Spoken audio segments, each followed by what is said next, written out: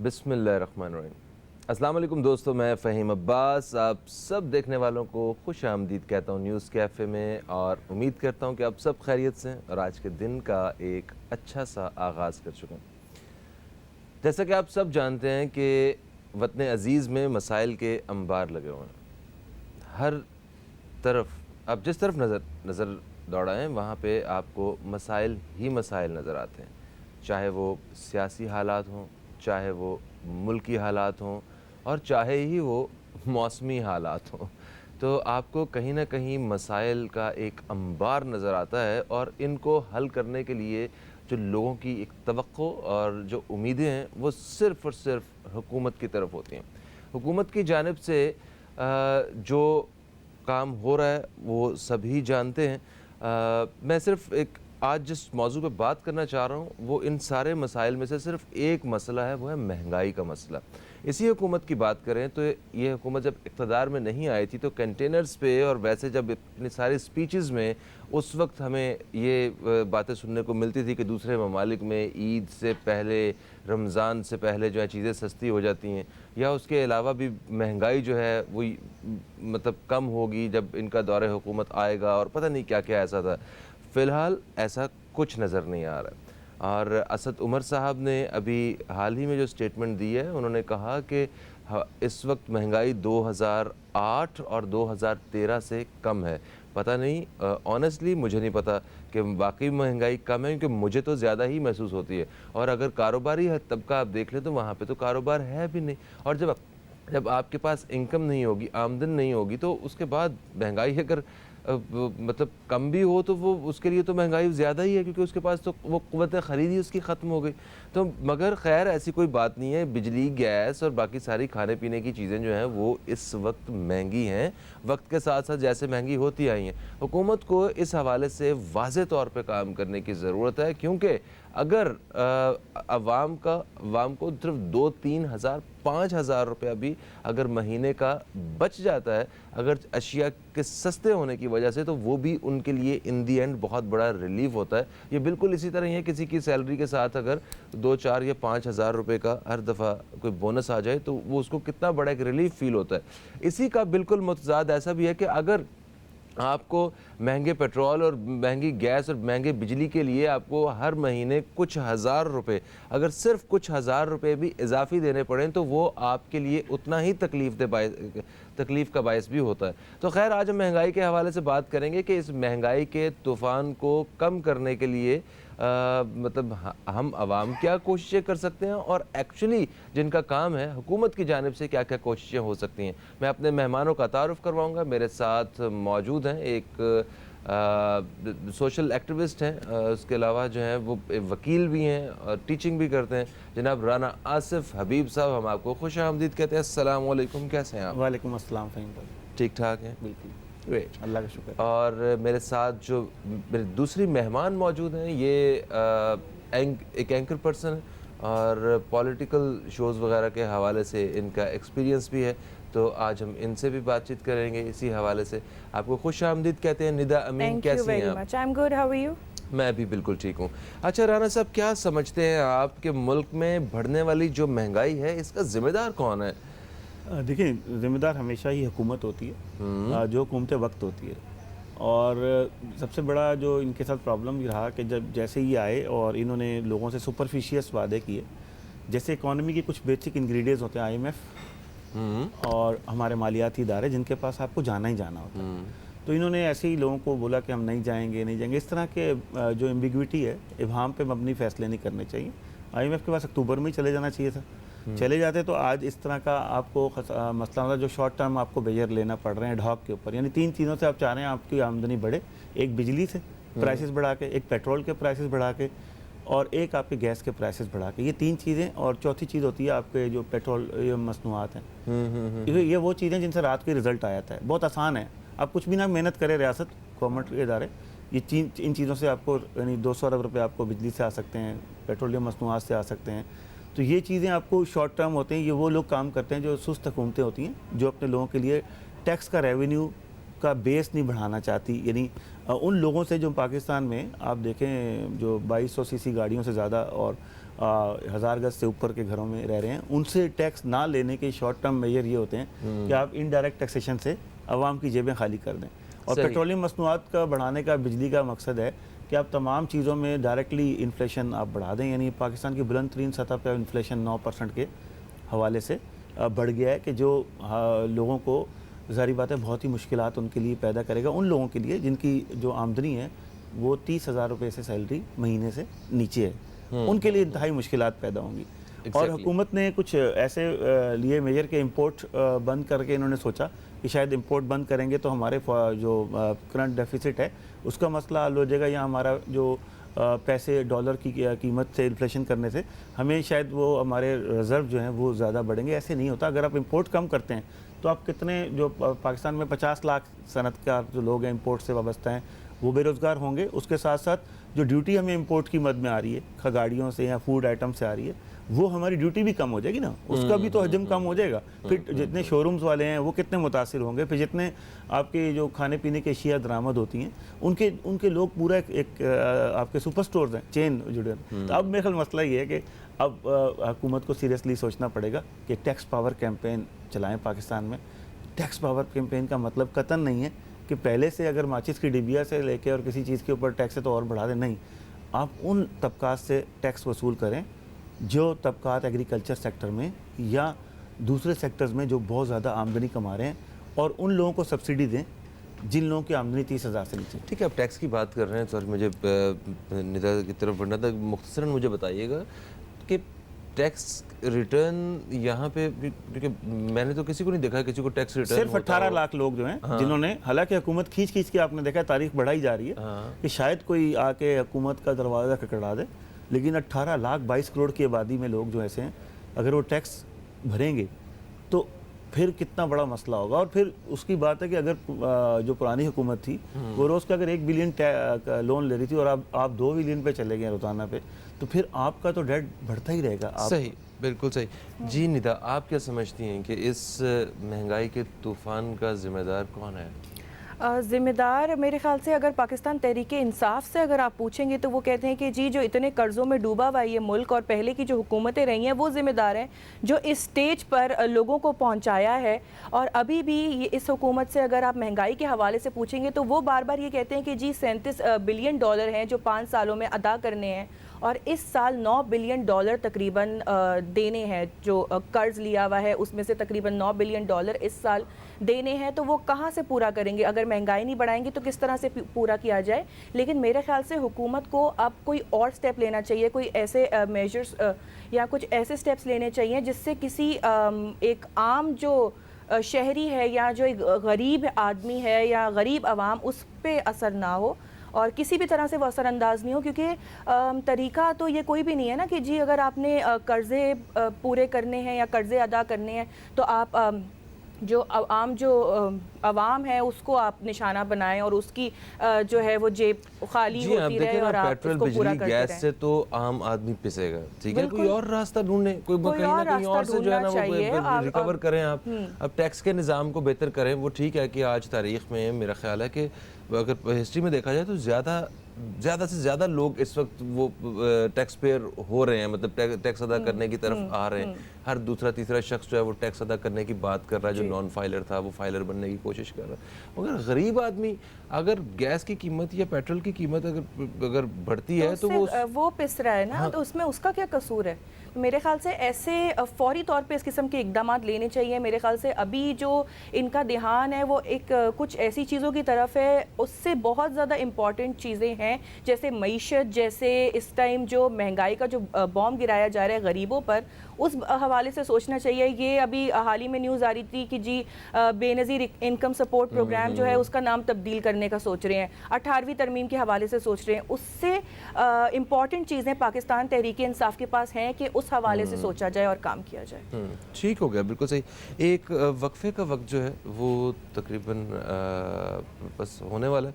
अच्छा, वक्फे से पहले मुझे जल्दी जल्दी सिर्फ ये बता दें कि ये जो टैक्स टैक्स वाला जो मामला चल रहा है, तो क्या इससे इतनी अर्निंग नहीं होती है, इन्हें महंगाई करनी ही पड़ती है इधर उधर? देखिए फ़हीम भाई, PR कॉस्मेटिक फिगर देते हैं सारे इदारे। ये जो कॉस्मेटिक फिगर है ना, झूठ का पलंदा जिसे कहते हैं, वज़ीर आज़म को खुश करने के लिए इससे निकलना पड़ेगा। हमें रियलिस्टिक इकॉनमी की तरफ आना पड़ेगा। हकीकत में कितने अलाइव टैक्स पेयर हैं, और जो सेक्टर है ख़ासतौर पर रियल एस्टेट सेक्टर, जहाँ से आमदनी आ रही है ना, और उसको आप कितना टैक्स नेट के अंदर, और एग्रीकल्चर सेक्टर आप इसलिए नहीं लाना चाहते कि सारे फ्यूडल जो हैं वो आपकी असेंबली में बैठे हैं।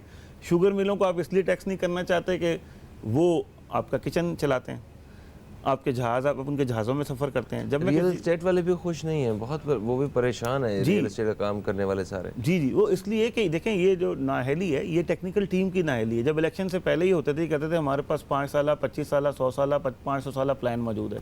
जब फील्ड में आए, जब ये उतरे, तो इनको महसूस हुआ कि इनके पास तो कोई प्लान ही नहीं है, और कहते हैं आए हुए अभी कुछ महीने और इनके पास इनका एक, और जो ऐसी नाअहल गवर्नमेंट होती हैं वो एक नैरेटिव लेके चलती हैं। यानी आप देख लें कि जब हसीना वाजिद साहब आई, तो वो उनका नैरेटिव क्या था कि पहले 70 सालों में लोगों ने लूट लिया। अभी मोदी साहब का क्या नैरेटिव है? मोदी साहब आए, इन्होंने वादा किया कि 2 करोड़ नौकरियां दूंगा मैं, हर जगह 1 करोड़ घर होंगे हर रियासत में। 1 करोड़ नौकरियां? हाँ, नहीं, मोदी साहब की बात कर रहा हूँ। तो हमारा पड़ोसी, हाँ, हमारा पड़ोसी मालिक है, मैं ये इतने ये करूँगा। तो जब उनके पास नहीं हुआ, आखिर में उन्होंने क्या किया नैरेटिव कि पाकिस्तान, एंटी पाकिस्तान पॉलिटिक्स करके उन्होंने कहा जी मैं इससे इलेक्शन जीतूंगा। तो ये हम समझते हैं। अभी जो PTI के लोग हैं, वो टॉक शोज में भी आपने देखा है, वो ऐसे अग्रेसिव हो जाते हैं कि वो अपनी माँ का नाम क्यों लगा रहा है, नानी का नाम क्यों लगा रहा है। ये सर, इस बारे में बात करते हैं, एक ब्रेक की तरफ बढ़ना है। ब्रेक से वापस आते हैं तो ये किरायों में इजाफे के हवाले से ज़रा बात करना चाहूँगा मैं। कहीं मत जाइए, न्यूज़ कैफे देखते रहिए, अब तक देखते रहिए।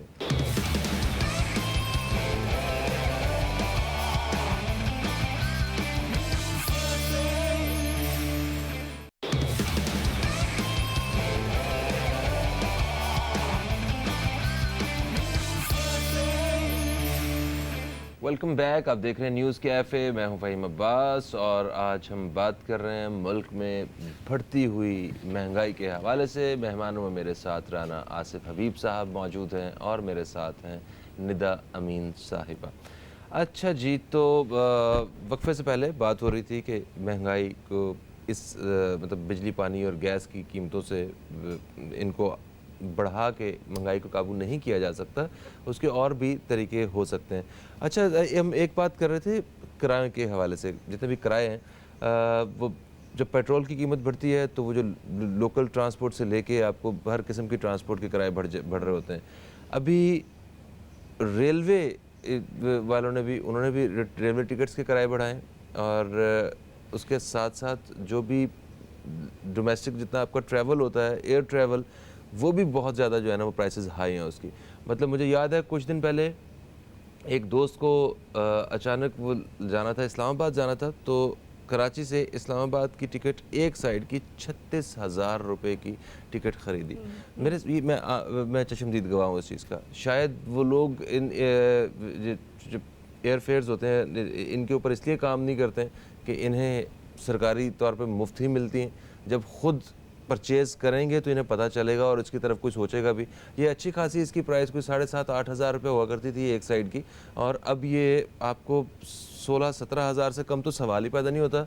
और अगर आपने एक आध दिन पहले मांगी है तो फिर आपको 20-22 और 25 हज़ार से भी आगे जो है ना जाना पड़ सकता है। तो क्या वजह है सर इसकी? राइट टू मोबिलिटी जिन कंट्रीज़ में लोगों का छीना जाता है ना, वहाँ गुर्बत और पनपती है।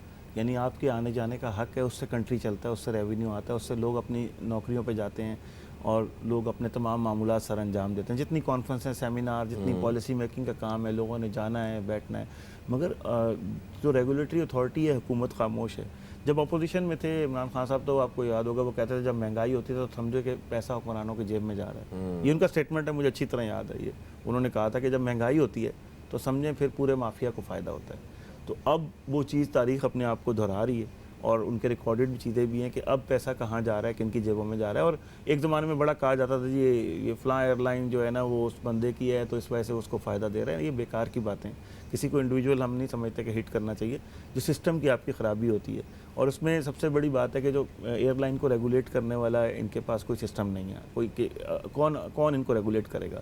3 एयरलाइन है आपके पास, और तीनों पे आप देख लें कि जिस तरह आप फरमा रहे हैं कोई। और इसको एक मेरे बात हुई मिनिस्टर से, वो कहता है जी लग्जरी। मैंने कहा किसी के फौत हो गया कोई रिश्तेदार, तो क्या लग्जरी है ये? तो उसके बाद कोई जवाब नहीं था। अगर किसी की फौतगी होगी है, उसने जाना है यहाँ से बाई एयर टिकट लेना है, तो क्या वो 43,000 की, 40,000 की, 36,000 की एक तरफ की टिकट लेगा क्या? तो ये इन्हें सोचना चाहिए कि जो ये बहुत बड़े बड़े अवाम दोस्त के दावे में, ऐसे ही मुझे याद है कि फाइनेंस मिनिस्टर कहते थे कि ये पेट्रोलियम लेवी है, क्योंकि पाकिस्तान में पेट्रोलियम का कोई काम नहीं हो रहा, तो ये पेट्रोलियम लेवी अगर 1 लीटर पेट्रोल के ऊपर है तो जुल्म है ना। आते ही साथ हम इस जुल्म को, बल्कि आपने तो जुल्म को और बढ़ा दिया। ये जो आपने चीज़ें हैं, ये भले कोई रॉकेट साइंस नहीं, कोई इकोनॉमिस्ट नहीं चाहिए इसके लिए। एक आम बंदा जिसने वो जाके आर्काइव में जाके इनकी कंटेनर की स्पीचेस देख ले और अभी की इकोनॉमी देख ले, तो उसको एनालिसिस कंपैरेटिव करने में बहुत आसानी होगी। असद उमर साहब से बड़ी उम्मीदें वाबस्ता थी लोगों की, और वो अभी वो काम तो कर रहे हैं, मगर ये जिस तरह की अभी उन्होंने बात की कि 2008 और 2013 से महंगाई कम है, तो क्या दूसरी हुकूमतों पे इल्ज़ाम लगा कि आप इन सारे मामलों से निपट की तो जाएंगे? चल रहे हैं, ये लफ्जी गोलाबारी हुकूमत और अपोजिशन के बीच में जारी है। मेरे ख्याल से ये अब इनको अब ख़त्म कर देना चाहिए और आवाम के लिए सोचना चाहिए कि आवाम को किस तरह से रिलीफ दिया जाए। एक के बाद एक ये लोग आपस में, मेरे ख्याल से इनके लड़ाई झगड़े ख़त्म ही नहीं हो रहे। जो एहतसाब से शुरू हुए थे कि जी एहतसाब के नाम पर इंतकाम लिया जा रहा है, 18वीं तरमीम पे इनकी आपस में वो भी इनके बीच में लफ्जी गोलाबारी चलती रही। अब ये बेनज़ीर इनकम सपोर्ट प्रोग्राम के ऊपर शुरू हो गए, तो ये आवाम को रिलीफ कब देंगे, कब ये इशू सॉल्व होंगे? आपस में एक दूसरे पर तनकीद करने से क्या होगा? अगर पाकिस्तान पीपल्स पार्टी, पाकिस्तान तहरीक इंसाफ को कह रही है कि इनको आए हुए कितना टाइम हुआ है, तो इमरान खान साहब का अभी मैं रिसेंटली एक इंटरव्यू देख रही थी, तो इलेक्शन से पहले का इंटरव्यू है, जिसमें उन्होंने कहा था कि 3 महीने काफ़ी हैं तब्दीली के लिए। अब इनको इतने महीने भी वो कम पड़ रहे हैं। ये कह रहे हैं जी हमें आए हुए टाइम ही कितना हुआ है। पीपल्स पार्टी की अगर बात करें तो 11 साल से सिंध में हुकूमत कर रही है, क्या इशू सॉल्व कर सके? पानी के मसले को सॉल्व कर सके, बिजली के मसले को सॉल्व कर सके, क्या गुर्बत ख़त्म कर सके, क्या हेल्थ इश्यूज सॉल्व कर सके? और इमरान खान साहब कहते हैं कि जी थर पार्कर में इलेक्शन के बाद पहला जलसा है इमरान खान साहब का, वो इस वजह से कि जी यहाँ पे गुर्बत बहुत ज़्यादा। जिस किस्म के ऐलानात किए गए, वैसे ही हमने देखा कि बड़े बड़े ऐलानात अभी एहसास के नाम से जो प्रोग्राम शुरू किया है उसमें भी किए गए हैं। मगर बात यह है कि अब वक्त जो है ना ऐलानात का वो ख़त्म हो गया है। अब वक्त है अमल दरामद का। जो पहले आपने पुराने ऐलानात किए हैं, ये 50 लाख घर और 1 करोड़ नौकरियां, जैसे मैं ब्रेक से पहले जिक्र कर रही थी, पहले उस पर तो अमल दरामद कर लें। पहले जो पुराने जो काम शुरू तो करें, वो पता तो चले कि काम हो रहा है, आपकी डायरेक्शन तो समझ है, कुछ तो फोकस करें ना, आवाम को दिखाएं। और कब तक डायरेक्शन ये रहेगी कि मतलब कब तक डायरेक्शन ये रहेगी कि हम पुरानी सियासी जमातों को सजा दे रहे हैं? अभी हमें सजा से कोई आवाम को लेना देना नहीं है। आवाम कहती है आपने उनसे पैसे निकलवाए, आवाम कहती है नैब ने पैसा कितना रिकवर किया, रेवेन्यू कितना आया। सही है। अगर नहीं आया तो फिर 0/0 है। मुझे अच्छी तरह याद है स्विट्जरलैंड जब कहते थे स्विस अकाउंट में पैसे हैं, आना जाना, हवाई जहाज़ों में रहना, 5 स्टार होटलों में, जब हम पूछते थे आपने स्विट्जरलैंड से कितना पैसा रिकवर किया, बोला कोई वहाँ नहीं फवायद मिले। अबे भाई कब 11 साल तक जरदारी साहब जेल में रहे, आप 11 साल तक हमारे इदारों को मौका ही नहीं मिला कि एक कागज़ ऐसा ले आते जिस कागज़ से साबित होता कि जरदारी साहब ने यहाँ से यहाँ की। यहाँ नवाज शरीफ साहब हैं, पहले भी एताब में रहे, मियाँ साहब के जब जनरल मुशर्रफ के दौर में 2.5 साल थे, बेहतरीन एक्सपर्ट इकोनॉमिस्ट आपने रखे हुए थे, जो ये अभी जैसे शहजाद साहब हैं इसी तरह बातें करते थे कि हम अरबों खरबों ला के और ऐसा ढेर लगाएंगे जिससे पाकिस्तान की सोने की सड़कें बन जाएंगी। तो वो सोना तो क्या, पत्थर की सड़कें भी नहीं बनेंगी। बल्कि एक साहब ने तो ये भी कहा था कि एक दिन में सारा कर्जा उतार देंगे। मुराद सईद साहब, जो मुराद सईद साहब थे, बिल्कुल, वो तो 200 अरब कहते थे अमेरिका के मुंह पे मारेंगे। अभी मुंह पे मत मारो, आवाम को ही दे दो। आराम के सर, एक कॉलर हमारे साथ है, शामिल करें। अस्सलाम वालेकुम जी, कौन है हमारे साथ? वालेकुम सलाम जनाब, आप बहुत अच्छी टॉपिक में बात कर रहे हैं। अल्लाह आप तीनों को खुश रखे। बात दरअसल ये है कि 2-3 इस्तिलाहात कर दें। आम आवाम कहना या गरीब कहना बंद करेंगे हम लोग, और हम लोग कहेंगे गरीब पाकिस्तानी। गरीब पाकिस्तानी अवाम, आप यकीन करें जनाब आला, किसी भी मिनिस्टर ने, किसी भी वज़रा ने गुर्बत की शक्ल तो क्या उसका साया भी नहीं देखा। उन्हें क्या पता गुर्बत क्या होती है। जनाब आला, ये अमीर पाकिस्तानियों को चाहिए कि गरीब पाकिस्तानियों का ख्याल करे। और ये कब तक चलता रहेगा कि अभी सही कर देंगे, अभी सही कर देंगे? सर, 3 जनरेशन परवान चढ़ गई। आप गरीब पाकिस्तानी गरीब तरीन पाकिस्तानी बन गया और अमीर पाकिस्तानी अमीर तरीन पाकिस्तानी बन गया। ये तो बहुत तजाद वाली बात है। और आप यकीन करें, मुझे तो कोई ऐसा 24 करोड़ बंदों में एक बंदा नहीं दिखाई दे रहा इंटेलेक्चुअल जो हमें एक डेडलाइन दे दे कि इस तारीख के बाद से तमाम मामला दुरुस्त हो जाएंगे, ठीक हो जाएंगे। तो आप भी दुआ करें, हम भी दुआ करते हैं। उम्मीद की कोई किरण मुझे दिखाई नहीं देती। सब टोपी ड्रामा है और गरीब पाकिस्तानी क्या भीख मांगे, या गरीब पाकिस्तानी क्या फलाई दांतों पे जाए? खुदारा ये जुल्म ना करे अवाम पे। मदीना जैसी रियासत और मदीना वाले सरकार की बात करने वालों को ये ज़ेब नहीं देता। उनकी शान बहुत आला है, इतनी आला है जिसको सिर्फ अल्लाह ही समझ सकता है। बेशक, तो बेशक। अल्लाह के वास्ते कुछ ख्याल करे जी, और बहुत अवाम शुक्रिया। पे जुल्म बहुत ना शुक्रिया, करे। बहुत शुक्रिया। देखें, ये जो बात कर रहे हैं ना, ये सिर्फ इन्हीं के दिल की बात नहीं है, ये पूरे अवाम के बीच में जो गरीब तबका है उसमें इस कदर सर, सबसे मायूसी बड़ा है, सूबा जो है फ़हीम इस भाई, कदर मायूसी है कि को खत्म होना चाहिए। मैं कहता हूँ एक सबसे बड़ा सूबा 36 डिस्ट्रिक्ट वाला जो पंजाब है, वहाँ हमने एक वसीम अकरम प्लस लगाया है कि उसकी रिवर्स स्विंग हम देख ही नहीं पा रहे। वो कब यॉर्कर करेगा, उसकी यॉर्कर कब होगी और कब कोई ऐसा ब्रेक थ्रू मिलेगा कि हम कह सकें। एक मेगा मंसूबा, आपको पता है 8 महीने में एक, या जितने इनको टाइम गुजरा, एक मेगा मंसूबा लॉन्च नहीं कर सके, बल्कि जो बना हुआ ऑरेंज लाइन है उसको नहीं लॉन्च कर सके। ग्रीन लाइन कराची ब्लीडिंग का शिकार है, खून जैसे बहता है ना। एम.ए. जिन्ना रोड पे लोग जलीलो रुस्वा होते हैं, रोज वहाँ से गोल्डन मार्केट तक होते हैं। एक छोटा सा मंसूबा है यार, आपसे उसने 3 मेट्रो बना दी। वो करप्ट था भले वज़ीर आला जो भी था, अभी अपोजिशन लीडर है, उसने 18 महीने में 3 मेट्रो शहरों में खड़ी कर दी। सफ़र करना लोगों ने शुरू कर दिया। हमें उसकी करप्शन से, उस चीज़ों से अवाम को क्या लेना देना। अवाम कहती है करप्शन को पकड़ने के लिए इदारे मौजूद हैं, अवाम खुद तो डंडा लेके नहीं खड़ी होगी। आप बता दें कि भाई पेशावर की वो कब आखिरी दिन, वो सही बोला कॉलर ने आपके, कोई ऐसी आखिरी लाइन बता दें डेट कि पेशावर मेट्रो कब बनेगी और ग्रीन लाइन कब बनेगी, या ग्रीन लाइन खिताब कर दें किस डायरेक्शन में बता जा रहे हैं, वो किस डायरेक्शन में जा रहे हैं। कौम से तो खिताब करते हैं वो, मेरा ख्याल है ये वज़ीर आज़म सबसे ज़्यादा स्क्रीन पे आते हैं। क्या कर रहे हैं वो तो अवाम को नहीं मालूम। और ये सही फरमा रही है कि प्राइम मिनिस्टर का खिताब होना चाहिए, दैट्स ऑल। और उन्होंने जो वोट्स लिए हैं वो एहतसाब के नाम पर लिए हैं। ठीक है, आप एहतसाब करें, लेकिन मुझे लगता है कुछ ज़्यादा ही भरपूर एहतसाब हो रहा है, और सिर्फ एहतसाब ही हो रहा है, उसके अलावा और कुछ नहीं हो रहा। नहीं, यहाँ तो ये हो जाए कि वज़ीर इत्तलात और प्राइम मिनिस्टर खुद नैब का दफ्तर संभाल लें, फिर हम उनसे ये नहीं पूछेंगे माली मामला। अगर आपने प्राइम मिनिस्टर की चेयर संभालनी है, फिर आपके मुंह से जेब नहीं देते, पकड़ दूंगा, लटका दूंगा, जला दूंगा, ये आपसे जेब नहीं देता, क्योंकि अब आप अपोजिशन में नहीं है। इसी तरह जो आपके वज़रा टीवी पे बैठते हैं, वो कतन ये नहीं बोले 70 सालों में ये हो गया, ये हो गया। माजी के मज़ारों पे फूल चढ़ाने से बेहतर है मुस्तकबिल के लिए, बीमारों के लिए आप कुछ करें। और ये छोटे छोटे मसले हैं कि यानी आप देखें ना, गुलाम नबी वाटर टैंकर से लोगों को टैंकर का पानी मिलता है, नबी के मानने वालों की लाइनों में पानी नहीं आता। क्या वजह है? 7,000 टैंकरों को पानी मिल रहा है कराची में और लोगों के घरों में नहीं है। इसका मतलब मिसमैनेजमेंट। सर कहते हैं कराची में पानी नहीं है, आपके पास पैसे हैं तो टैंकर आपके घर के बाहर खड़ा है। पूरा कराची को पानी मिल रहा है ना, जितने पैसे हैं आपके पास, तो वैसे जो है कराची में पानी नहीं है। एक वक्फा है सर। और जो कराची वाटर एंड सीवरेज का बोर्ड का वो हेड है, वो एक फिलोसफर की तरह, मैंने देखा सईद गनी साहब बात करते हैं कि जैसे फलसफा। और भाई फलसफा नहीं है, मैनेजमेंट चाहिए। हाँ सही।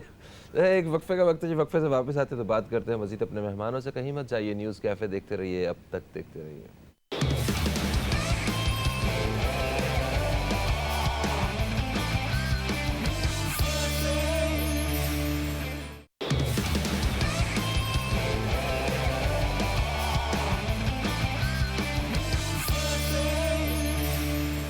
वेलकम बैक, आप देख रहे हैं न्यूज़ कैफ़े। मैं हूं फ़हीम अब्बास और आज हम महंगाई के तूफ़ान के हवाले से बात कर रहे हैं। इस तूफ़ान को कैसे रोका जा सकता है, कैसे थमेगा ये, इस हवाले से बात करते हैं। राना आसिफ हबीब साहब हमारे साथ हैं, निदा अमीन हमारे साथ हैं। अच्छा निदा, ये बताइए कि जिस तरह अभी बात हो रही थी कि वसाइल को बढ़ाया जाए तो महंगाई पे काबू पाया जा सकता है, ना कि आप इन चीज़ों को जो आपके पास है उसको महंगा करके सिर्फ अपने पैसे पूरे करें, और वो उससे तो सारे तंग होंगे, कोई उसका मुस्तकिल हल नहीं है वो। अच्छा, तो अभी हाल ही में हम जब इंडिया से टमाटर वगैरह और ये सारा कुछ बंद किया, तो उस वक्त हमारे जो काश्तकार हैं, जो हमारे किसान जो हैं, तो वो जिन्होंने टमाटर और हरी मिर्चें और ये सारा कुछ जिन्होंने बोया हुआ था, उन्हें ज़रा काफ़ी एक रिलीफ मिला। वो पहली दफ़ा खुश, मैं उन ऐसे लोगों से खुद मिला हूँ जाके, जो खुश हुए, उन्होंने महसूस किया कि जनाब अब शुक्र अल्हम्दुलिल्लाह हमारा टमाटर जो है ना अच्छे रेट पे निकल गया है। तो महंगा था मार्केट में। मगर इसी के साथ साथ आपको जब बिजली और गैस के शोबों में काम करने की ज़रूरत है। अभी तेल के हवाले से पता चल रहा था कि यहाँ पे तेल के ज़खायर जो हैं कराची के पास जो है ना वो निकले हैं, वो कुछ लोग कह रहे हैं ख़बरें बेबुनियाद हैं, कुछ है ही नहीं। तो क्या आप क्या समझते हैं इस सारी सूरत हाल के हवाले से? जो देखिए, यहाँ पे जैसे आपने अभी टमाटरों का जिक्र किया कि जी उन्होंने टमाटर बंद कर दिया, तो यहाँ के लोग कह रहे थे जी हमारे टमाटर जो है वो अच्छी कीमत में बिकेंगे। तो यहाँ पे अवाम कितना बड़ा एक रोल प्ले करती है इस पे कि आप अगर अपने फ़ायदे के बारे में ना सोचें और आप बाकी की, जो अभी कॉलर ने कहा कि आवाम ना कहें, पाकिस्तानी कहें, तो अगर पाकिस्तानी कहें तो गरीब पाकिस्तानी एक मतलब मेरे ख्याल से वो दूसरों की किस तरह से मदद कर सकते हैं, ये एक बहुत ही मेन पॉइंट है जो अभी आपने अपने सवाल में ही उसका जिक्र कर दिया। फिर वो अभी इंडियन प्रोडक्ट्स बंद होने से वो सिनेमाज में फिल्म्स आना बंद हुई हैं। हमारे फिल्म मेकर तो बिल्कुल बहुत खुश हैं जिन्होंने जिनके पास मतलब जिन्होंने कोई ऐसा इंडस्ट्री को काम नहीं दिया कि उसे इंडस्ट्री खड़ी हो सके, वो बड़े खुश हैं कि उन्हें मौका मिल जाएगा। मगर सिनेमा मालिकान का सर वो देखें, वो सर पीट रहे हैं अपना कि साढ़े को आ कोई नहीं रहा, खाली बैठे हैं थे, कोई बढ़ नहीं रहा साढ़े तो को। वो यही बात है ना कि वो अगर अपने बारे में सोच रहे हैं, और अगर मैं यहाँ पे ये वही बात आ जाती है कि आपकी ये सोच बहुत ज़्यादा मैटर करती है, और यहाँ पे आप खुद जो है वो एक बहुत ही इंपॉर्टेंट रोल प्ले करते हैं कि आप दूसरों को किस तरह से हेल्प आउट कर सकते हो। बिल्कुल ऐसा है। अच्छा सर जी, ये बताइए राना साहब कि कारोबार किस तरह बेहतर किए जा सकते हैं? छोटे छोटे जो कारोबार करने वाले हैं, जो ठेले वाले हैं, जो छोटी छोटी दुकानों वाले हैं, कैबिन वाले हैं, जो एक्चुअली ज़्यादातर लोग हैं जो वो उनको किस तरह खुशहाल किया जा सकता है कि उनकी क़ुव्वत ख़रीद बढ़ जाए? कुछ इस हवाले से तो बताइए। देखिए, एक तो इनको जो पीटीआई गवर्नमेंट है, इनको कॉन्फ्लिक्ट की सियासत को छोड़ना पड़ेगा। और जो अपोजिशन के बगैर आप कोई फाइनेंस बिल से लेके चीज़ें जितनी भी आपने बजट बनाना है, अभी आपने जो भी चीज़ें करनी है, आप अपोजिशन में जो आवाम ने जिस मैंडेट को मुंतखब किया है उसके साथ मिल के ही करना है। और कॉन्फ्लिक्ट की सियासत ख़त्म मैं इसलिए कह रहा हूँ कि गैर यकीनी की सूरत हाल जो है वो ख़त्म होगी तो आपका सरमायादार इन्वेस्टमेंट करेगा स्टॉक एक्सचेंज में, आपके मुल्क में रियल स्टेट में हर शोबे में इन्वेस्टमेंट होगी कि अब हुकूमत वो पकड़ो मारो लूटो इससे निकल आएगी। तो इस फेज से इनको निकलना पड़ेगा ताकि गैर यकीनी की सूरत हाल ख़त्म हो और तमाम अपोजिशन जमातों से बैठ के सिर्फ एक एजेंडे पे बात करें जहाँ काउंसिल ऑफ कॉमन इंटरेस्ट है, चारों सूबों के वज़रा आला जहाँ जाते हैं, वो हो इकनॉमिक अंदर पाकिस्तान को माशी क्राइसिस से कैसे निकालना है। और जो अदालतें काम कर रही हैं उसमें हुकूमत इंटरफेरेंस ना करे, सही है। जो नैब काम कर रहा है उसके अंदर भी इंटरफेरेंस ना करे, वुज़रा को रोका जाए इस तरह के बयानात से जिस तरह से पाकिस्तान की माशी साख खराब होती है। आपने जो सवाल पूछा उससे मुझे मरियम औरंगज़ेब साहिबा की जो स्टेटमेंट है वो याद आ गई कि समंदर से जब तेल निकलेगा तब की तब देखी जाएगी, लेकिन फिलहाल महंगाई से जो आवाम का तेल निकल रहा है उसका क्या? वो महंगा है सर, वो $10 में पड़ेगा, हमें $6 में LMG पड़ रही है यहाँ पे आके। और हम पागल हैं समंदर से $10 में निकालें। तो कुछ अच्छा, चीज़ें ऐसी भी होती हैं ना जो महंगी पड़ती हैं। ठीक है, अभी इस बारे में मतलब ये खबरें मेरा ख्याल है ज़्यादा हैं और इधर उधर की, और दोनों पार्टीज आपस में मतलब प्रोपेगेंडा भी चल रहा है, वो ज़बरदस्ती उसकी मुखालफत में भी बात कर रहे हैं। मतलब उधर से तो कुछ भी निकलेगा अच्छी बात इन्होंने तनकीद करनी है, और उधर से नहीं भी निकलेगी तो इन्होंने जो है ना वो मतलब वहीं पे तनकीद नहीं, स्टैट्स के ऊपर देखा जाए, जैसे आपने देखा मियां नवाज शरीफ साहब को गुमराह करते थे कि ऐसे सोने के ज़खायर निकल आए कि पाकिस्तान अब हो जाएगा, फिर कभी एक खबर आ गई कि पानी से गाड़ी चलेगी कल्टस तो पाकिस्तान की गुर्बत दूर हो जाएगी। खुदा के वास्ते सुपरफिशियल इस आर्टिफिशियल चीज़ों से निकलो। जो मतलब एक ही बाग़ इब्ने कासिम पार्क है उसके 17 लोग इफ्तिताह कर चुके हैं, कब तक इफ्तिताह करोगे उसका? और एक बिजनेस कम्युनिटी भी इससे निकले, फ़हीम भाई मैं आपको अवार्ड दूं आप मुझे अवार्ड दें और लोग गुर्बत से मर रहे हों, राइट, इससे निकले। ये जो मुझे अवार्ड मिला उसके ऊपर आपका नहीं, मैं सॉरी आपसे नहीं कह रहा, बिजनेस कम्युनिटी की बात जनरल बात कर रहा हूँ कि हम अवार्ड की सियासत से निकले। महातिर मोहम्मद ने एक बड़ा प्यारा जुमला कहा था कि आपके हाथों में जो अवार्ड हैं इसके नीचे अगर किसी गरीब मलेशिया के लोगों की आंसू छुपे हुए हैं तो आप उसको आंखों में महसूस करें। वाह, कितनी बड़ी बात। सर एक कॉलर हमारे साथ है, शामिल कर रहे हैं। अस्सलाम वालेकुम जी, कौन है हमारे साथ? वालेकुम अस्सलाम। बहुत बहुत सारी दुआएं, बहुत सारा प्यार आपका, आपकी पूरी टीम को दिल की गहराइयों से खुश रहिए, रहिए। कैसे हैं? ठीक ठाक? बिल्कुल ठीक ठाक, बहुत शुक्रिया आपका। कैसी हैं आप? ठीक ठाक है ना? अल्लाह का लाख लाख शुक्र है। और आप लोग के टॉपिक इतने खूबसूरत होते हैं कि दिल चाहता है बोलते ही चले जाएं। और ये महंगाई का तूफान, यकीन कीजिए क्या कि बस रातों की नींदें उड़ गई हैं। ये लेकिन बात ऐसे ही देखा जाए तो हम ही लोग कसूरवार हैं। तो फरजाना साहिबा कैसे कसूरवार हैं, बताइए जरा, आपको क्या नहीं, लगता है? बाकी हम एक दूसरे को ठहराते हैं, लेकिन ये इतना बड़ा मसला नहीं है जिसका हल नहीं हो। क्योंकि देखिए सियासत है कुछ है, ये आपस लड़ किसके लिए रही है? मुझे तो लग रहा है अवाम के लिए तो नहीं लड़ रहे, जिनके लिए आई तो आपस की लड़ाई इनकी चल रही है। अगर थोड़ी सी तवज्जो इस मुल्क के लिए इसके लिए दें तो ये चीजें, अब देखिए टमाटर के बगैर हम जिंदा है ना, जी ऐसी हम इन चीज़ों की भी रह सकते हैं कि अल्लाह ताला हमारे मुल्क को इतनी चीज़ें दी हैं, इतनी चीज़ें देंगे कि थोड़ी चीज़ लें कम लें, लेकिन ये कि इज्जत के साथ गुजारें, अच्छी चीज़ सादा ज़िंदगी गुजारें। तो ये महंगाई हमारे लिए कोई परेशानी की बात नहीं है। हम 4-4 10-10 12-12 जोड़े खरीदते हैं, 4 चप्पलें खरीदते हैं, पड़ी रहती हैं। अगर हम इनमें 2 पहनने काबिल करेंगे तो हम इज्जत से गुजार सकते हैं, हमारी महंगाई के कम हो सकता है। आप कह रही हैं कि आपका मतलब ये है कि जितने भी अवाम हैं, जितने भी लोग हैं, वो अपना जो उनका लाइफस्टाइल है, जो म्यार ज़िंदगी है, उसको थोड़ा सा कम कर दें तो फिर शायद हालात बेहतर हो जाए, ये कहना चाह रही देखिए हैं? जरूरतें ऐसी हैं जो बढ़ती चली जाती है, बढ़ती कम नहीं होती हैं, इनको हम ही कम करेंगे तो कम होंगी। ठीक है, ठीक है। हम आपकी इस तजवीज़ के हवाले से बात करते हैं। जनाब, वक्त प्रोग्राम का अपने आखिरी लम्हात की तरफ है, क्या कहते हैं वैसे अब, क्या म्यार ज़िंदगी कम कर दिया ये जाएगी? फहम भी आइडियल इन्होंने बात की, ये कहानियों में, अफसानों में बड़ी अच्छी लगती है। दुनिया में हर माशरा इंसान तरक्की की तरफ जाता है, आगे बढ़ता है। हमें एनर्जी की ज़रूरियात ज़्यादा हैं, जितनी एनर्जी हम ज़्यादा यूटिलाइज़ करेंगे हम ज़्यादा तरक्की करेंगे। एक थ्योरी ये थी कि सेविंग करो, तो वो सेविंग करने वाले थर्ड वर्ल्ड कंट्री आप देख लें उनका क्या हाल है, और जो फर्स्ट वर्ल्ड कंट्री में जिन्होंने एनर्जी को बेहतरीन यूटिलाइजेशन किया, स्कैंडिनेवियन कंट्रीज़ ने, आज वो किस जगह पर हैं।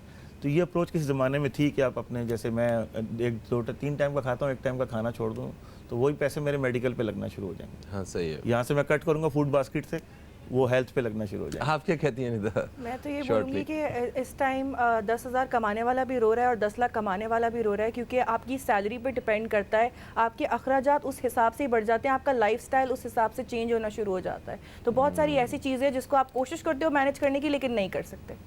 एग्जैक्टली जी, थैंक यू सो मच आप दोनों मेहमानों का तशरीफ़ लाए। प्रोग्राम का वक्त हमारे अख्ताम की तरफ आ चुका है, क्योंकि आज हमने ज़रा जल्दी आपसे और इजाज़त उम्मीद है लेनी कि है। लड़ाई के बजाय महंगाई पे तवज्जो देगी। जी हाँ, बिल्कुल ऐसा ही होना चाहिए। लड़ाई की बजाय महंगाई पे तवज्जो दे हुकूमत, सियासत को खिदमत के तरह जो है इस्तेमाल करे। अवाम को ज़रूरत है आप जैसे अच्छे लीडरों की। प्लीज़ कुछ ना कुछ सोचिए, यही लोग हैं जिन्होंने कल को आपको दोबारा वोट देना है। फ़हीम अब्बास को, न्यूज़ कैफ़े टीम को दें इजाज़त। आप दोस्तों से फिर मुलाकात होगी, तब तक के लिए खुदा हाफिज़। पाकिस्तान जिंदाबाद।